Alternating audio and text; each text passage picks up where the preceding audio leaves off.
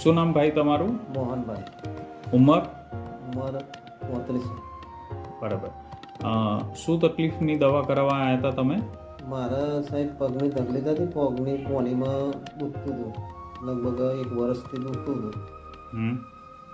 એની માટે તમે કોઈ દવા કરાવી હતી?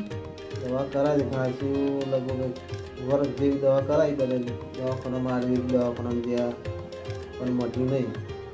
બરાબર. પછી હવે નસીપુર સરકારી દવાખાનામાં તપાસ કરી.